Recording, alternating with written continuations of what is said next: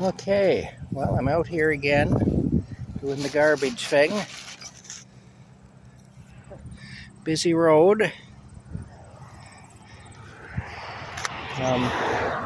It's amazing how much garbage accumulates along the side of the road. Luckily, I've got a good grabby claw. This grabby claw runs off a solid metal rod, and that's why it still works. Most modern grabby claws that you buy run on a piece of wire, basically a linkage, like a cable. I guess that's the word to use. And the ones that run on a cable don't last because the cable fatigues and breaks. It's actually similar to what happened back in the 60s and 70s when they were still making free-in-the-tree transmissions for cars, but they were wanting to get away from that. And what they'll do is, what manufacturers do, is they'll build an inferior product then in the hopes that you will get tired of it breaking all the time and you will switch to whatever they want you to switch to. So the old standard transmission with the column shifter, if you bought a car from back in the 40s that had that type of a transmission, it would last forever because it was all solid linkages. It wasn't running on cables, it was solid linkages. So that thing would just last and last and last.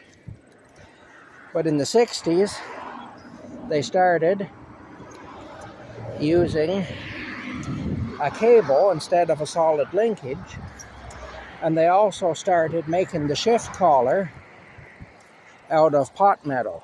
That was another thing they were doing. So what would happen is the linkage, the cable linkage would seize up, and because the cable would get fatigued and the cable would get stretched and so on and fatigued, or it would just break. And then people would try forcing the gear shift lever in order to force it into gear, and that in turn would break the shift collar. So you would see old Ford Falcons and cars like that with the gear shift hanging from the cable, and a big chunk out of the steering post, basically, with the gear shifts hanging onto that, hanging from the cable. And that would happen because they started making them inferior on purpose, because they wanted people to say a free-in-the-tree transmission is a piece of junk. We need to start driving cars with floor shifters, or if we want a column shifter, we need to have we need it to be an automatic transmission, which is what they were trying to get everybody to switch to. So anyway, that's pretty much what they do. And this grabby claw is a good illustration of how a solid linkage is always better than a cable whenever you're doing anything, when you're building something. But see, the manufacturers knew that those transmissions would fail very quickly, that they'd be an issue. And that's why they did that. It still took about 20 years to get people to give up on the free-in-the-tree transmission completely. But they did eventually, because they were just more trouble than they were worth. Like I say, if you go back prior to that, the 1940s and early 50s cars that had the same type of transmission, they didn't fall apart like that. So there you go. Anyway, let's turn this around. I've got to go up here, I do. I'm not sure what you can see right now because I'm trying to push the wheelbarrow.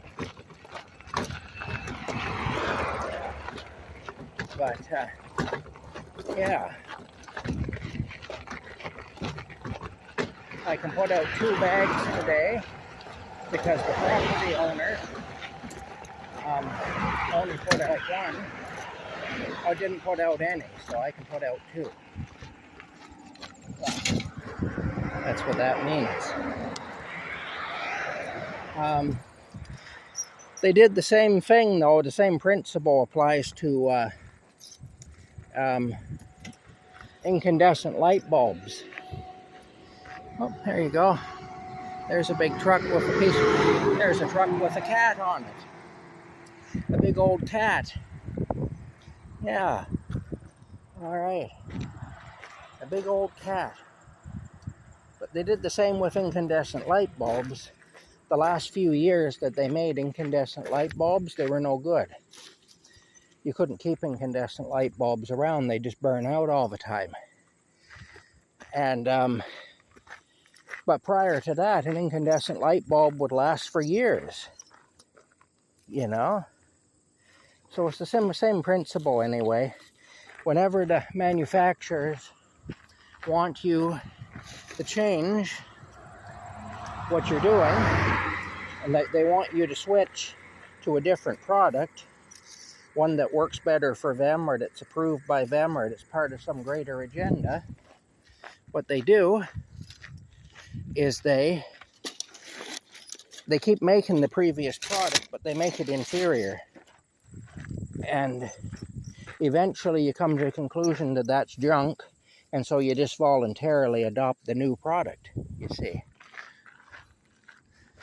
That's what they did when they were trying to bring in, when they were trying to phase out incandescent light bulbs and bring in the junk that we have now.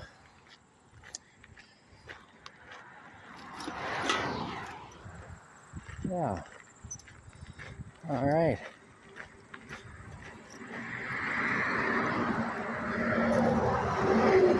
As you can see, this is an extremely busy road. It is. Extremely.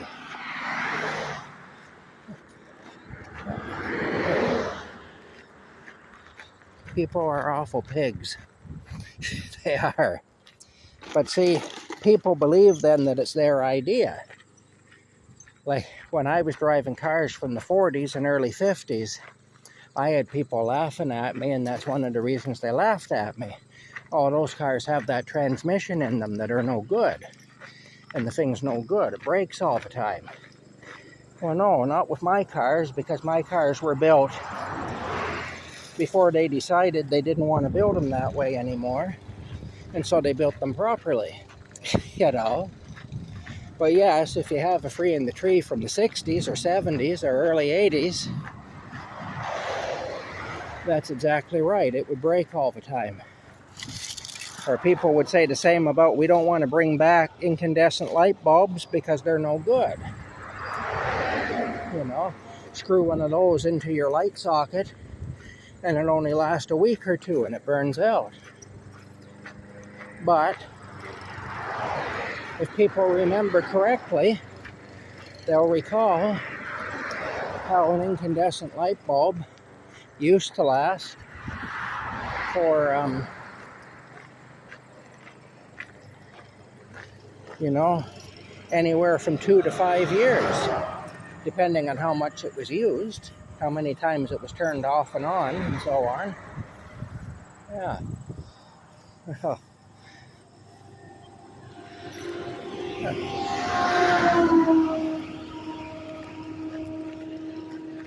So that's the thing, anyway.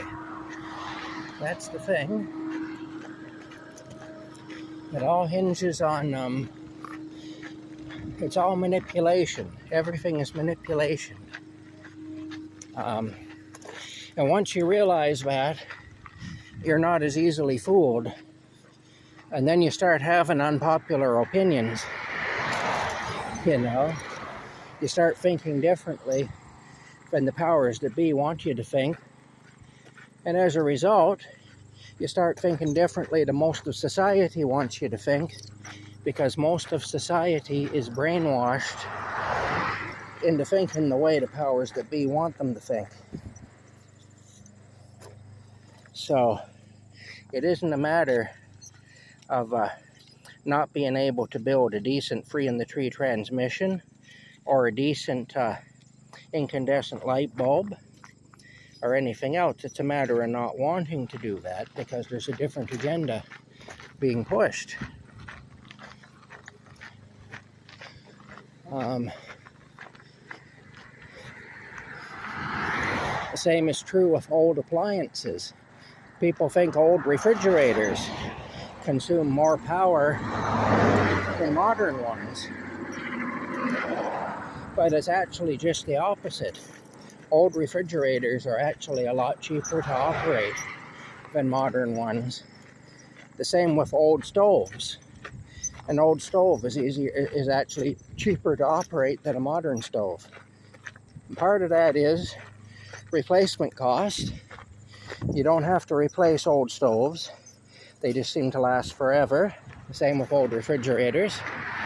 And part of it is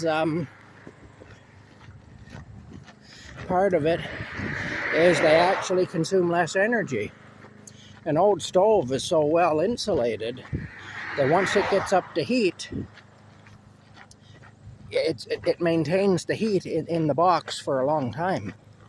Modern stuff isn't very well insulated, which means that the heating elements have to come on more often in order to maintain the temperature in the box, in the cooking box, you see. So the truth is,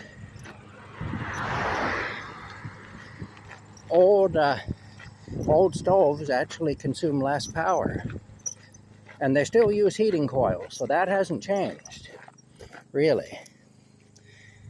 So, I mean, if you have less insulation, but you're still trying to maintain the temperature in the box, bring it up the temperature and maintain it.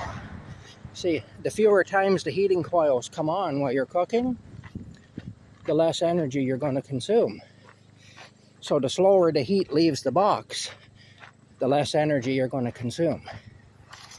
Which is just common sense when you stop and think about it.